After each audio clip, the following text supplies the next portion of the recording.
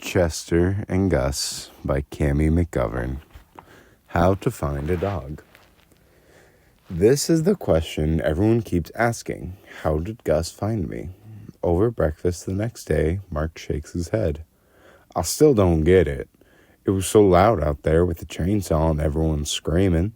We couldn't even hear each other, so how'd he do it? It's more evidence for my theory, Sarah says. She's sitting at the sink drinking from her mug. What theory is that? I think these two have a special connection. Mark smiles and raises his eyebrows. I'm learning to read people's faces better. This one means I don't think so. I'm not kidding, Sarah says, because she can understand what his face is saying too. Think about it, Mark. Gus keeps surprising us in a lot of ways. Like when he told Chester to pray in front of the class, but in other ways too. The way he was so much braver yesterday than the year before. Why do you think that is? Because he's getting older. Right, but I think there's something else going on. He's taking in more of the world around him. He's more aware of things. We used to think he just lived in his own world. That isn't really true anymore. Mark's eyebrows are still up in the middle of his forehead. Yeah, maybe a little, but I don't know if we can say that's Chester's doing, Sarah. I think they communicate with each other in some way the rest of us don't understand. Sarah. I do, Mark. Why do you always roll your eyes at my ideas? I'm not rolling my eyes. I think we found a sweet dog, and Gus is learning to tolerate him better, which is great. It means eventually he'll start tolerating more new things in life, but that doesn't make him Dr. Doolittle. Who's Dr. Doolittle? I ask Gus. He doesn't answer. This has been the only sad part about everything that happened yesterday. After we were all so happy and relieved to have found each other, Gus didn't say anything the whole way home. After Sarah helped him get undressed and into bed, I stayed in his room, hidden in the corner so she wouldn't see me and call me back downstairs. How did you find me? I whispered in the dark. How did you do it? I know his sense of smell isn't as good as mine. No human can smell the way a dog can, but maybe he has a different sense that works better. Hearing maybe, or seeing in the dark? I wanted to know. Can you tell me, Gus? Maybe it means you're really good at something and no one knows yet.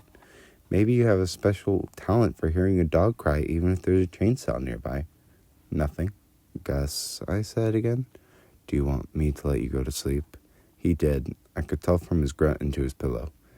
Well, thank you for saving my life, I said and left the room. Quiet mouth. All day, Gus seems jumpier at school. He can't stop making his clicking noises. Miss Cooper touches his shoulders and whispers, quiet mouth, which stops him for a little while, but not too long. Today she's saying quiet mouth all day long until he's rocking and chewing on his shirt collar, and then she starts saying quiet body too. On the walk to Miss Watsuki's office, he stopped halfway there and starts crying. Though it doesn't look like he's hurt, I nudge his leg with my nose and put my face between his knees. Eventually he keeps walking, but still I don't know what is wrong. The only place he seems okay all day is at lunch in the cafeteria visiting Mama. How's my boy? You have a fun weekend? She asks him. Mama always asks questions like this, like she's never noticed that he doesn't answer. I look at him to see if he'll say something this time. I want him to tell his friend a story, to say Fright Fest or Dog Lost with Mama. That's all it would take. She'd understand the rest, I think.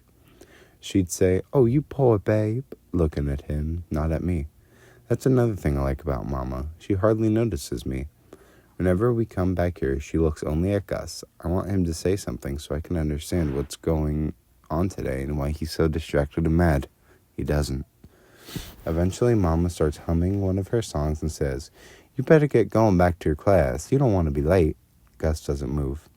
He bounces up and down on our spongy black mat. He's done this before, but today is different. He wants to tell her something, I can tell. He doesn't want to leave until he gets it out. Except then Miss Cooper calls from the doorway, come on, Gus, it's class time. She's behind him, so she can't see how he's about to explode. She doesn't know how much Gus loves standing here with Mama. We've got 3 seconds, Gus. Do you want me to count? No, I think. I see his hands curl up into fists. He hits his leg hard with one of them. 1. I don't understand Miss Cooper. She's counting, but also looking at her phone. She doesn't see what's happening. 2. I don't think so, sweetheart, Mom says.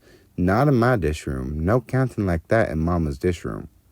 Miss Cooper looks up surprised. I don't think a dishwashing person is supposed to tell a teacher person what to do. Mama nods at Gus with one of her big smiles where you can see she's missing a lot of teeth. You're okay, sweetheart. You go on now and come back tomorrow. You tell me all about your weekend then. Gus takes one step back and then another. I can't get over it. I wonder how Mama knows that Gus hates when people count to 3. I wonder if Mama hears what he's thinking the same way I do, or maybe even better than I do. A surprise. Sarah picks me up early from school right after lunch. When we get in the car, she says I have a surprise waiting for me at home. A surprise? For me? Recently, she bought a new brand of treats that I don't like as much as my old ones. I don't know if she's noticed that I shake my paw less enthusiastically for these treats than I did for my old ones, but maybe she has. Maybe we understand each other better than I thought. You bought my old treats? I say, but no. It's a different surprise. We walk inside the house, and sitting on the sofa with her hands folded over her knees is Penny. I bounce all around until she sits down on the floor and I can slip into her lap. She hugs my neck and kisses me and says she's so happy to see me. We had a little bit of a scare over the weekend, Sarah says, and tells Penny the whole story of the spooky walk and the fog tunnel and getting lost in the woods.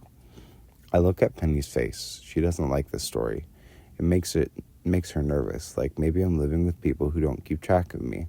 Then Sarah tells the happy ending. It was Gus who found him. Gus! In the dark with so much noise and confusion and zombies running around. Even Mark and I were a little disoriented. But Gus wasn't. We still don't know how he did it. I can tell that to Penny this isn't a story with a happy ending. I lick her hand. I'm worried that she's going to get mad at Sarah and tell her I should have never gone on any spooky walks again. I want to tell her it's good that I went. Gus and I learned a lot about each other. I have to do scary things if I want to help Gus. Then Penny surprises me. She doesn't say anything about Sarah's story. Instead, she says, That's fine, but I wanted to find out how you're doing on Chester's reading program. I've had time to do more research, and I've got some new materials for you.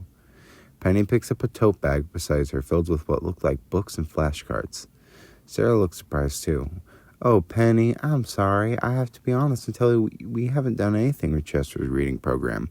We've been focusing on Gus, who's having a hard time in school right now. Chester is helping with that. Penny looks confused. Is he going to school with Gus? Just a few hours a day as a therapy dog. He's there to help Gus interact with the other children. I don't understand. He's not certified for that. He doesn't have to be. He mostly sits with Gus in the classroom and cafeteria as a way to encourage other kids to get to know Gus. So he's not home with you during the day? He doesn't have time to work on flashcards? That's right. Sarah smiles, grateful that Penny seems to understand. He's gone most of the day, and then after dinner we usually have family time. We wouldn't want to work him at night after he spent most of his day working. But you just said he's mostly sitting at school. He's not really working. I know Penny is worried that I'm wasting my talents and all her training. I move closer and lick her hand again. I put my chin on her knee. I do more than that, I try to tell her. It's important what I do. Gus has people he's almost friends with at school. I'm helping him with that. Maybe you thought that teaching a dog to read was a silly parlor trick. No, Penny, it's not that. It's not, though. It really isn't. Scientists are saying this might be our best chance to achieve real communication with animals. They spent decades teaching sign language to gorillas, and it's only worked in a few cases because apes don't inherently care about humans that much. Dogs do. Dogs care more about the relationship with people than any other animal does. They'd do anything to be able to talk to us. I understand that, Penny, but a dog like Chester doesn't come along very often. Some people would say you only find a dog as intelligent as a Chester once in a lifetime. If he could learn to read, books would be written about him. I believe it's possible, and people I've spoken to think it's possible too. Sarah's tired, I can tell. It's been a long, confusing week full of breakthroughs and breakdowns. We're trying to teach our son to speak, Penny. We want to know what he's thinking. We love Chester very much and feel like he's part of our family now. But do we want to put all the effort in teaching him to read and talk too? I'll be honest with you, Penny. No, not really. Penny nods. She's mad, I can tell. I want to make her feel better. I think Gus is the person I'm supposed to be with, I tell her. I think he's my person. I'm not sure of it yet because sometimes we still don't understand each other, but sometimes we do. It's amazing. We talk to each other. I don't tell her that she's right about one thing. I would love, more than anything, for the people I love to understand what I'm saying. Except for Gus occasionally. Mostly no one does.